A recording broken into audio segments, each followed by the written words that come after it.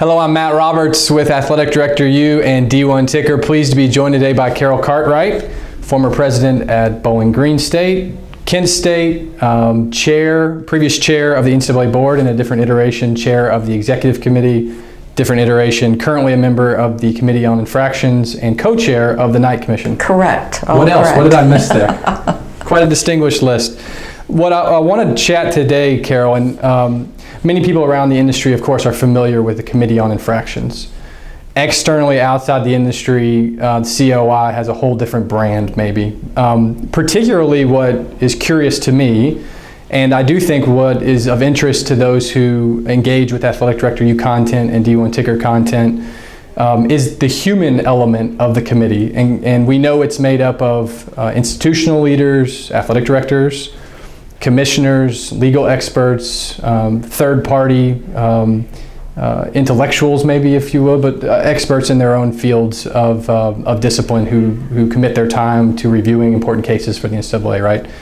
Let's start with the question of internally and the discussions that take place within the group. I'm always fascinated to learn more about the dynamics of debate, if you will, and how those are structured, how discussion takes place in the room in a manner that's repetitive from one case to the next. So let's start there, and then I've got some other stuff I would like to dig into. Okay, fine. I think it's important to note that the COI is certainly aware of perception issues and working hard to make sure that people understand that we are not the investigators. We are the adjudicators, and we take that role very, very seriously. But we are looking at facts and then applying them to rules that the membership has voted on. So at the end of the day, we're being responsive to what the membership has said is important about creating a fair and competitive environment. And we know that the adult actors around students do things primarily to keep them eligible, and that's where the major cases come from. It's somewhere in that dynamic. We're really pleased that the committee has the kind of diversity that it has, because we think that that diversity really helps us when we get into the deliberations and even during the hearing, because we play off each other in terms of our expertise. So as you mentioned, we have university presidents, so we bring that level of leadership, but we also have commissioners and athletics directors, and we have coaches, head coaches, and their perspectives are incredibly helpful when we're thinking about what is a decision likely to do in terms of impacting the life of an individual who's had a long career in coaching. And then we have what are called public members.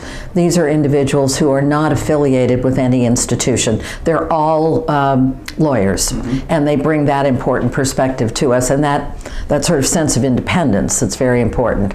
So when we get in a hearing, we're really trying to use that array of talents to probe whatever it is we need to probe. Obviously that changes case by case, but we look to the diversity within our group to add those perspectives. And then when we get into the deliberation room, it becomes very important as well. We're thinking about a certain penalty for a coach, and when the coach in the room says, you know what that really will do, or what that really means, that becomes important to us. Now, all of that said, we're still working within guidelines that the membership has approved. Once we decide a case is a certain type of case, then we go into the penalty matrix, and we're guided by the ranges of penalties that are available to us in that matrix, and that matrix has been approved by the membership. So we're linking back to what the membership has said is important. To the degree you're comfortable, that deliberation process you described, where all parties bring a different diverse perspective to a particular situation, is there consistency among voice in terms of who tends to lead the discussion? And I'm not talking individually, I'm talking more by discipline, by background. Do you find that the interpersonal dynamics of different expert groups weigh in a certain cadence at times? I guess give us some, as you're comfortable, the vibe in that room? I don't think there's a dominant voice. You know, you've got presidents in the room, and you might think, well, when they speak, people will stand up and listen. But it's one voice among many. It's a perspective among many. So in my experience, and I've been on a lot of cases, including some blockbuster ones, I don't see that. I don't see a dominant discipline-based perspective. I see a commitment of people to really understand the case. And sometimes we're reading stacks and stacks. I think the North Carolina case, if I'm recalling, was something like 50,000 pages of documentation that we went through, and we take that seriously. We've read it, we've earmarked things that we believe we want to follow up on, and so forth. So I see it as a very, I guess you might call it almost organic or fluid kind of conversation that ebbs and flows based on the dynamics of a particular case. You've been in numerous boardrooms, this being another example of those, and there are researched and verifiable ways to set up a room to have conducive debate and conversation, where you seat people at times. I'm sure you thought about as an institutional president who's sitting next to whom and how that impacts the conversation. Can you create a visual for us of what this room looks like and who is sitting where? I know it's maybe a minute question or minutia type question, but I'm curious to visualize that room. We're often sitting at a round table, so you don't have that sense of who's at the head of the table or who's the chair of the group. But you do have a chief hearing officer. So that individual is responsible for managing the discussion. And we have a structure that we work through to make sure that we touch all the points that we have to touch. We have to conclude whether something happened, then we have to determine what level of seriousness it is. We have to determine whether there are particular mitigating factors or aggravating factors, and then we have to make a group decision about how to categorize the case. And once we do that, then we go into the matrix. And the chief hearing officer really is responsible for managing that process. It is the case that we have serious debates, and we go back into the record from time to time to try to resolve an issue that we might have different understandings about. But at the end of the day, we come to a unanimous conclusion. All of the folks on this committee have sterling backgrounds. But is there still an element, how do you avoid the element still of groupthink at times? Does that cross your mind? I've not experienced that at all. Every case is different, and you will find different variables that really have to be pursued at different levels based on the case. We do, of course, look at past cases. They're not a formula for us to determine a new case, but they are guidance. And we rely on staff when we get into a question where we want to have a little bit more background. We have them in the room, although they're not there as decision makers in any way at all. They're there as resources for us. So we might ask them, have we had many cases with these kinds of issues? Describe them for us, how they've been resolved, and then we have to make a decision about whether our case at that moment fits or whether it's substantially different, because we know then if it's substantially different that others will then look at, well, you decided that then and you decided this here, so all of that is in the mix. But it's a very compatible group, and a group that I think trusts each other and values the perspectives that each person brings. And it's interesting because I've had this question asked at a forum where lawyers who try these cases have been invited to come and talk to us, and they have a perception that we get in the room and that one way exactly, and it's just not that way at all. Interesting. the human element, and you used the verbiage earlier a number of times. The membership has voted on the rules.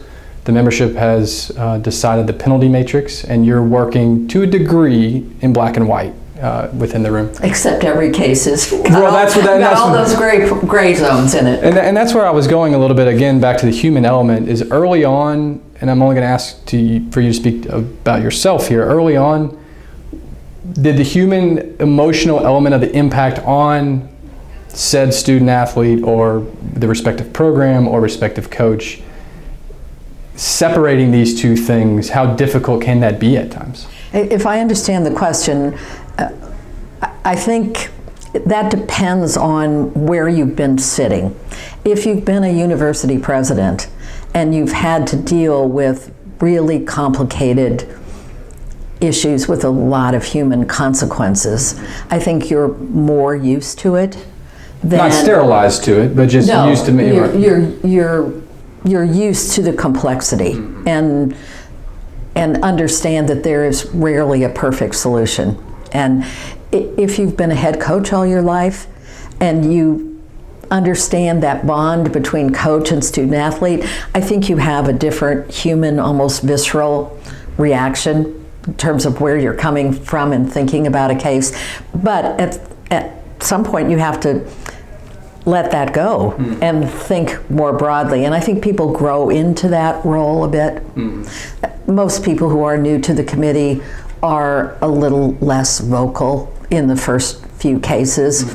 I think that makes sort of common sense, doesn't it? Anytime anybody gets on a new board or a new group, you tend to want to make sure you understand the lay of the land a little bit before you get too assertive. Yeah, and Bobby Crimmins is part of your committee. Yes, he is. Former College of Charleston and Georgia Tech men's basketball head coach, was a very charismatic leader as a coach. So I can see that being difficult for a head coach to separate them. I think if you're trying to get at where's the angst, I think it comes from a situation where you've got a very complicated case, and perhaps the rules are not as clear as you wish they had been.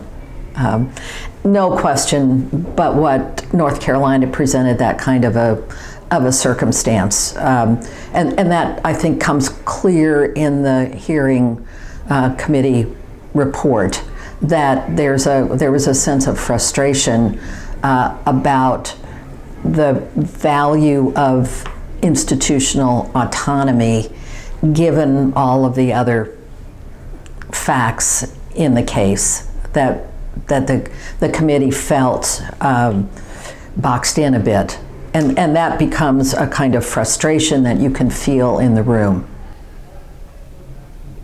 As a former university president at different institutions, and you've seen the NCAA structure through different iterations, and we joked before we started recording about the three things that some popularize as being potential downfalls for presidents and chancellors: athletics, medical school, and how much you spend on renovating the president's house. Right. Whether those are true or not, I remark sometimes to our constituency and our readership, ADs, why do you want to be an AD these days? It just seems incredibly difficult. So I'll couch that with you, obviously in a different angle. Why would somebody want to be an institutional president with a high-profile athletic program that can be difficult to manage, that could be the downfall of their career? That's true. But I think you find people at that level of leadership who have grown into it through other levels of leadership and have come to understand the complexities that they're going to be dealing with. In my personal view, when you are driven to make a difference, then you're willing to take on those kinds of challenges. And you see, as you're moving through your professional career, loving the job you're in, but thinking, I could do that. I could do the next one. And if you're passionate about making a contribution and you're driven to make a difference, you're willing to take on those challenges. That said, you can't not do it all. The president is only one person with only one set of experiences and skills, you have to build an amazing team around you. And everybody needs to be better than you are in the sense that in their particular role, you want them to be absolutely at the top of their game because they're going to make the institution look great. I always told the people who worked with me, and you noticed I said with, not for, very deliberately, that you have to be every bit as good horizontally as you are vertically. You're here on this team because you have the financial expertise to be our CFO, or you have the academic expertise to be our chief academic officer. But you are an officer of the university, and that means you have to think across the institution about the implications of anything that we're discussing for the entire institution. And that goes for the AD because he or she needs to be at that cabinet level as well as a part of university level leadership. I've never heard it described in higher education horizontally and vertically, but the framework makes a ton of sense. I'm going to end with a rather generic question, but I'm going to ask it anyway. And if you were writing yourself a note now about what you wish you knew your younger self about college athletics, where would you start that? Oh my, that is a tough one because I've been doing. It's generic, but it's interesting. Because I've been doing this for so long, since 1966, which is a really long time. I think probably I would have understood earlier on the role of the money. That's such an intractable issue in today's world, and it has grown so much bigger over the years, but it has always been there. If you go back even to my early days in university administration, it was driving decisions. And I think if people understood that better and understood how we need to be thinking about new models so that we can maintain amateurism as we would like to see it in terms of the value to the student of being engaged in good, fair competition, and find some new ways to manage some of the financial issues. I think that's probably something that would have been helpful. My antenna would have been just a little bit better tuned along the way if I had thought about that earlier on. That specific topic, we could spend another 4 hours talking Absolutely, if we can. about. Yeah, thank you so much, Carol. You're welcome. Appreciate it. Enjoyed it, thank you.